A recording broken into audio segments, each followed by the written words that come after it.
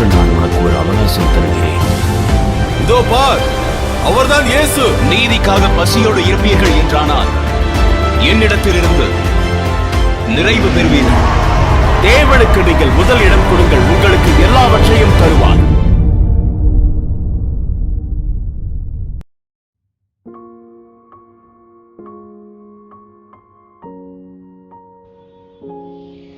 ஆண்டவராக இயேசு கிறிஸ்துவின் இனிய நாமத்தினாலே இந்த வார்த்தையை கேட்டுக்கொண்டிருக்கிற உங்கள் யாவரையும் நாங்கள் வாழ்த்துகிறோம். இந்த நாளுக்கென்று எடுத்துக்கொண்ட தேவனுடைய அற்புதமான வார்த்தை நீதிமொழிகளின் புஸ்தகம் 16ஆம் அதிகாரம் 3ஆம் வசனம். உன் செய்கைகளை கர்த்தருக்கு ஒப்புவி, அப்பொழுது உன் யோசனைகள் உறுதிப்படும். தேவனுக்கு மகிமை உண்டாவதாக. இந்த நல்ல நாளிலும் அற்புதமான கர்த்தருடைய வார்த்தை நமக்கு சொல்லும் காரியம் என்னவென்றால், உன் செய்கைகளை கர்த்தருக்கு ஒப்புவி, அப்பொழுது உன் யோசனைகள் உறுதிப்படும். இந்த நல்ல நாளிலும் நம்முடைய வாழ்க்கை குறித்ததான ஒரு யோசனைகளும் ஒரு திட்டங்களும் நம்முடைய வாழ்க்கையில் உண்டு.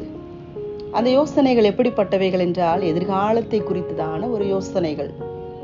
இப்போ படுகிறதான இந்த பாடுகள், கஷ்டங்கள், வேலையில் உண்டாகிறதான அழுத்தங்கள், இதெல்லாம் எதிர்காலத்திற்கு ஒரு ஆசீர்வாதமாய் மாற வேண்டும் என்று சொல்லி அநேக பிரயாசங்களின் மத்தியில், நெருக்கங்களின் மத்தியில் நாம் பிரயாசத்தோடு உழைத்து கொண்டிருக்கிறோம்.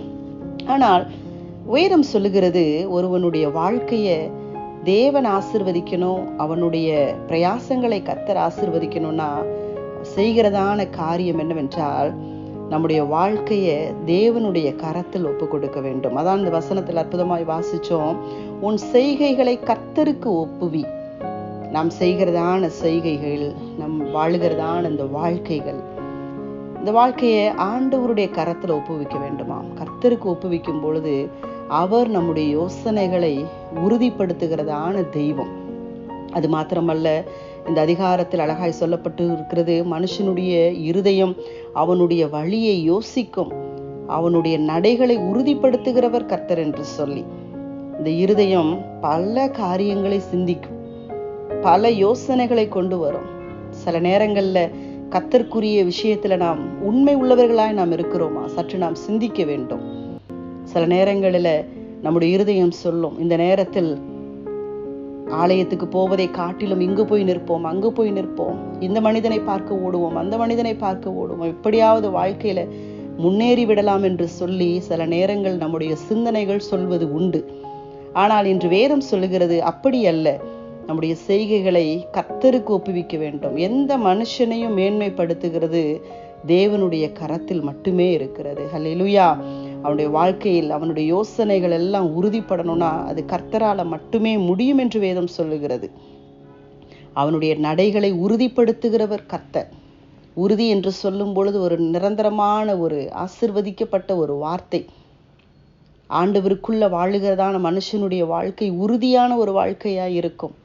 கண்மலையின் மேல் கட்டப்பட்டதான வீடு, அஸ்திபாரம் போடப்பட்டதான வீட்டின் மேல் எப்பேற்பட்ட காற்று அடித்தாலும் மழை வந்தாலும் அந்த வீடு அசையாது. ஏனென்று சொன்னால் அது கண்மலையின் மேல் அஸ்திபாரம் போடப்பட்ட வீடு என்று வேதம் சொல்லுகிறது.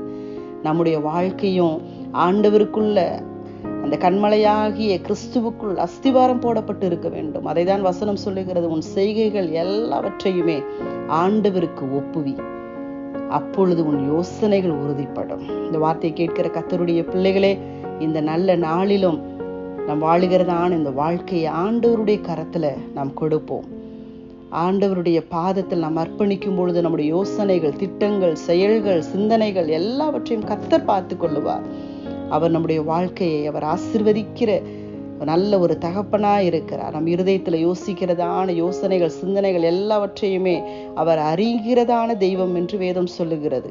அப்படிப்பட்ட ஒரு நல்ல தெய்வம் இந்த நல்ல நாளிலும் நம்மை ஆசீர்வதிப்பார். நம்முடைய நடைகள், நம்முடைய வாழ்க்கையை கர்த்தர் உறுதிப்படுத்தி அவர் ஆசீர்வதிப்பார். கர்த்தர் தாமே இந்த வார்த்தைகளை கொண்டு நம்மை ஆசீர்வதிப்பாராக.